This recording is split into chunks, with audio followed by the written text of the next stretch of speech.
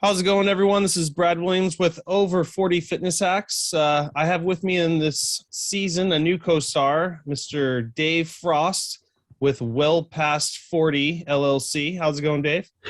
It's going well, Brad. Happy holidays. And, any day that ends in a Y is a great day to natter about health and fitness. At least that's my hypothesis. So thanks. How are you? Absolutely. Doing well. Doing well. Good. Well, let's move on to the next topic for our next episode. Just chronic pain. I mean, both of us have dealt with that. I'm sure a lot of your clients have. And just, besides chronic pain, having mind-body awareness, more focusing, I think we talked about before, but more focusing on quality reps and quality time spent on fitness versus just trying to boot camp it and destroy your poor body. At this point, all our listeners are over 40, we don't want to do any more damage at this point, but we got to get past that chronic pain first. You bet. And if I may, let me start with my operational definition, Brad, and see if it resonates with your listeners. Maybe they have a slightly different take on it. I believe chronic pain is a daily or almost daily feedback that your brain and body get from some sensation for 3 months or longer.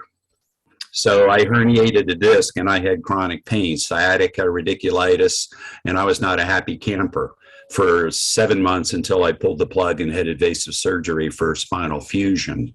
I'm not a very smart trainer because I dropped a rather large kettlebell on my great toe. And our daughter is a doctor, and she said, "Dad, your toe's black and blue. I don't think it's broken." And I said, okay. So I kind of hobbled around for a little bit until everyday occurrence for almost 3 months. I went and got an x-ray, and sure enough, my great toe was broken by a kettlebell interaction. So powderized, not even broken. So safety first. Don't be a knucklehead like Dave. As I say, do as I say, not as I did in that case. But so definition-wise, Brad, I say chronic is about 3 months, not sacred, but about 3 months, daily or almost every day. Now, the subset of that is you can have background pain that lasts, but it doesn't impact your quality of life or activities of daily life. So there's also a statistic done by our government, which is a very good statistic. It says how many people have chronic pain that impacts their livelihood, either at the workplace or as at home or as a caretaker if they're a first responder for the greatest generation. So pain is a terrible thing, yet it's not all bad. There's a tiny, tiny, tiny percentage of people who have chronic insensitivity to pain. They could bite their tongue off and not know it. They could put their hand in white hot flames and not know it. That is not good because pain it's a sensation that tells our nervous system and ultimately our brain, hey, something's going on. You might want to tune into it. So pain can be a useful thing if we manage it, and if we're either with natural things for muscular pain or joint pain, or possibly if you have debilitating physical challenges, then of course we start talking about professionals and prescriptions and things like that. But I advocate, Brad, and it's one of my few equations in the book Kaboomer that you nicely mentioned. It's better to take 2 steps at a time than take 2 prescription pills at a time. And with breathing and with hugging and with natural things and joy of life, maybe we can lessen what we've come to. Unfortunately, polypharmacy has taken, I think, a bigger part of our lives than we should, even at your age. Certainly at my age, the average of people 65 and above, Medicare years, is more than 3 prescription pills a day. Yep. We don't know all the interactions of those, and the doctor really doesn't have time to look at the interaction or the unknown unknowns. And I say, do you need those prescription pills or drugs? And if there's a question mark in your mind, could you talk to somebody or do research to perhaps breathe better, to exercise better, to have a pet? Isn't it ironic that a working dog can go into a hospital and make a banged up patient feel better because the patient remembers a happy days with a puppy to offset the pain? Because it's true, Brad, there is no pain without brain. Yep. And whether we talk about cognitive behavioral theory, which our VA administration or the VA, the Veterans Administration, uses for folks that have had trauma in their military careers, it helps them focus on the happy memories and to compartmentalize unhappy things. And what they're finding, and I'm a layman, but what they're finding is happy memories create nice, positive hormonal messengers and flows, and maybe prescription drugs are lessened. I sure hope so. I mean, we have an opioid epidemic. If we didn't have COVID, we'd talk a lot more about opioids and, why Americans seem to go to drugs so often. I guess because we can afford it. Yeah. But golly, I would just love sweat. And polypharmacy scares me. It scares me because our kids are paying for it. And I'm blessed that I take 0 prescription drugs today, and I like to keep it that way. So, you know what? For some people out there, if they did have to go that route, I don't think there's a big problem as long as in your head you have a game plan, or like you said, or doing research to hopefully maybe get off some of these. So if some people don't even have that mindset, you're already lost. Absolutely. And narcotics are habit forming, and those are habits that we do not want to form and last. If we need them, again, I'm not a doctor. Doctors are very, very good at prescribing things to address effects. Yeah. What we should all be better at is addressing causes. Yep. Where did the pain come from? And of course, there's cases where prescriptions are required. And I just hope folks will be skeptical when somebody says, here, take this, you'll feel better. And I'm saying, well, how about if you sweat more? Or how about if you hugged more? Yeah. Can you take steps 2 at a time instead of pills 2 at a time? And also just going back to the overall general, chronic pain pandemic almost.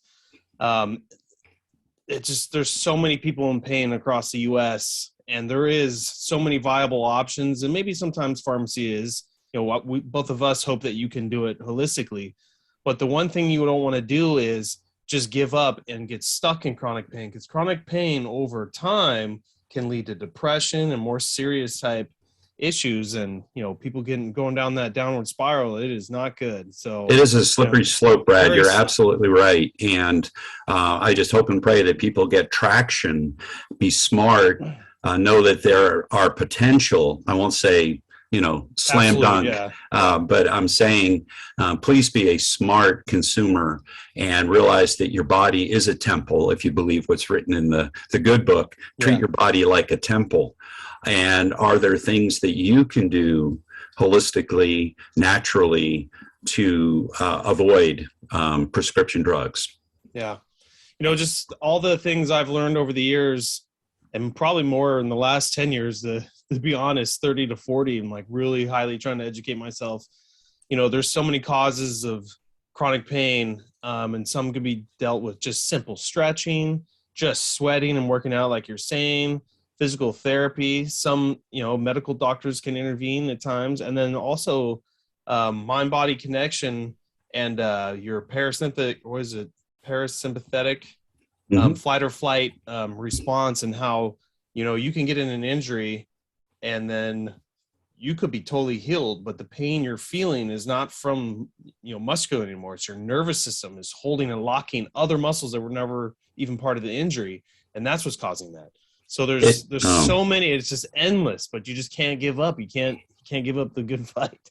That's again, Henry, I said Robert earlier, I apologize. Henry Ford, whether you think you can or cannot, you're right. So try to think you can, at least until it gets too hard and you're ready to pack your bags and concede to getting old. We have to get older and celebrate getting older.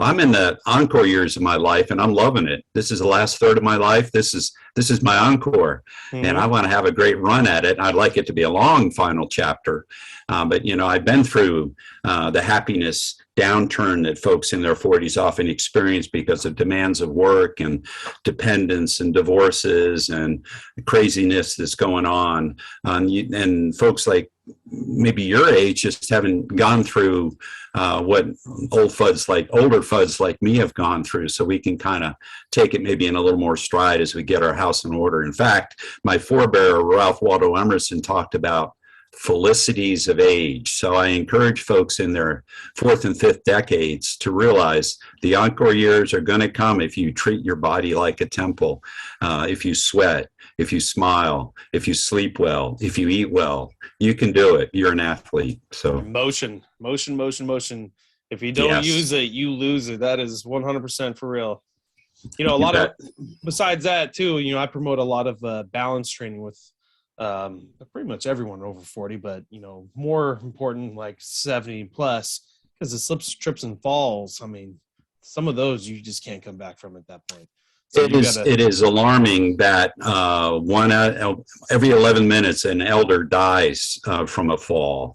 1 out of 3 people over the age of 65 trips and falls every year. Now, we don't fall, we don't trip more than kids did, but they catch themselves. They have this thing called spatial awareness. The big word is proprioception. Mm-hmm. They're able to sense and respond to an abnormal thing like a trip, a toe stub, or a snowboard lean or whatever.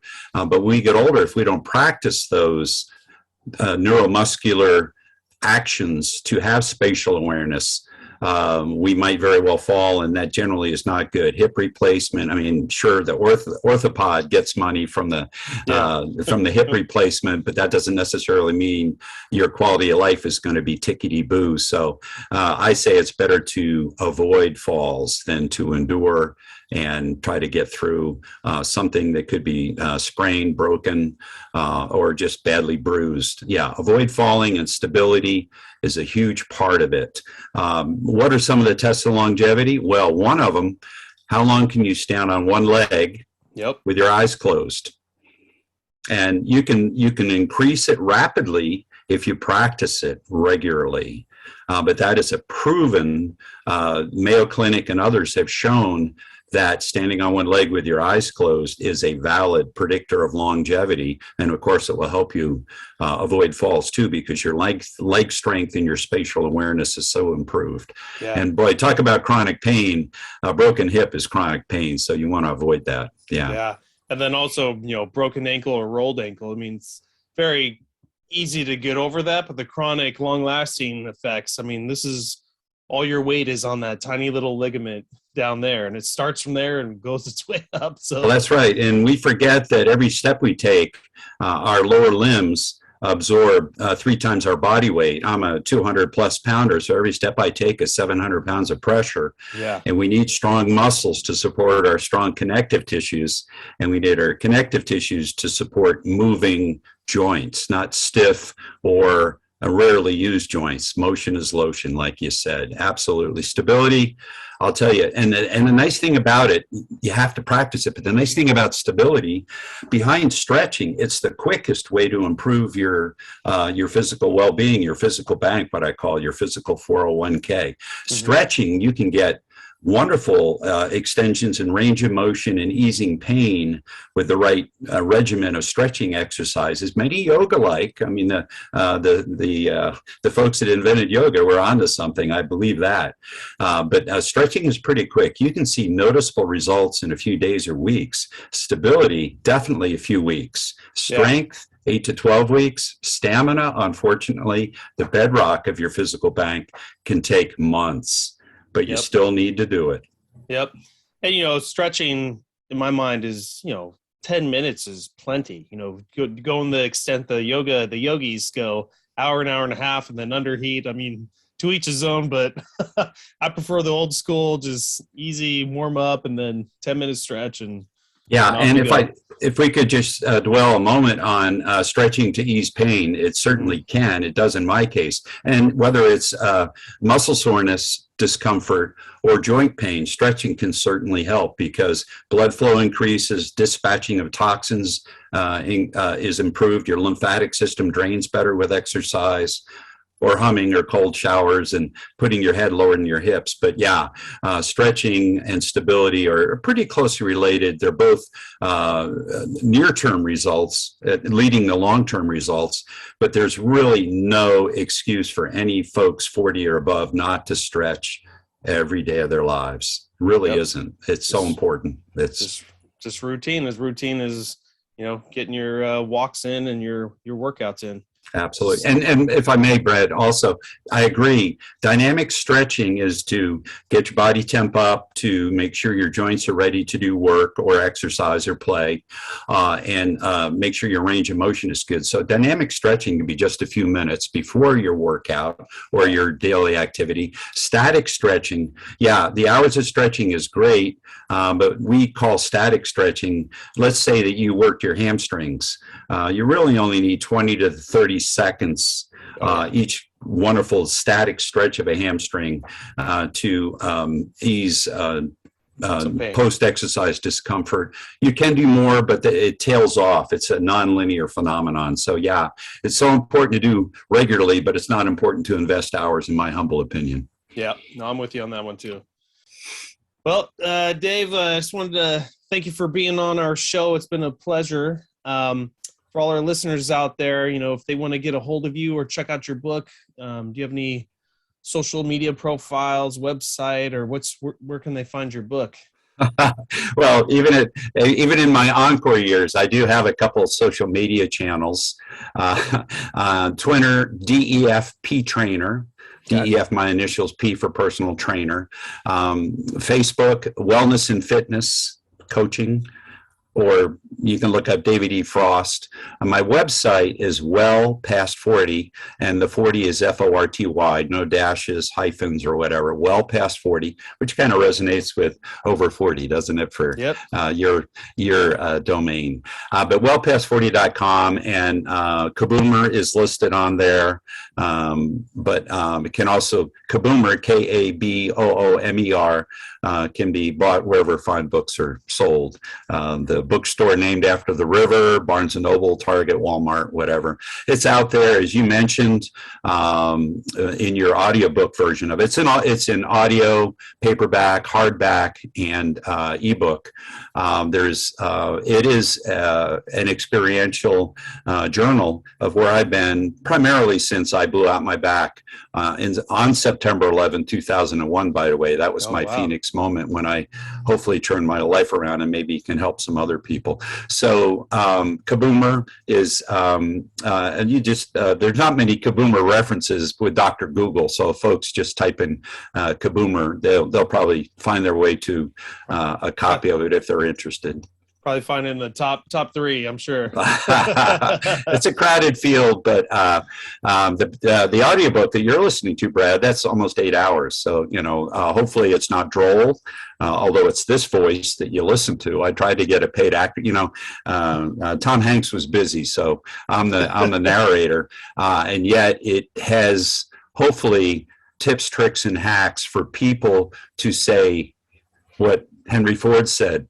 Whether you think you can or cannot, you're right. I want people to say, yes, I can. The little engine that could.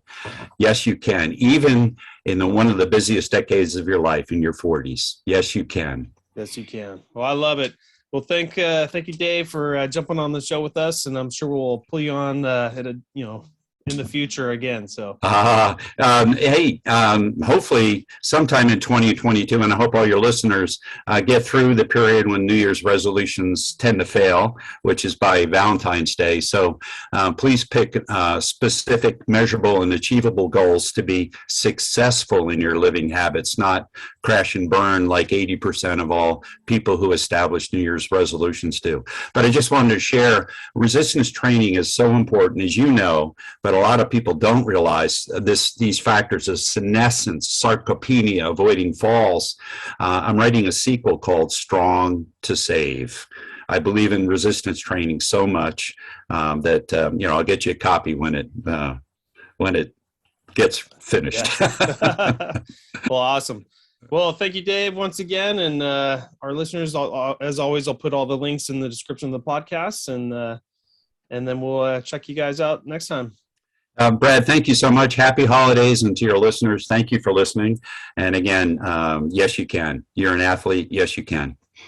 Awesome.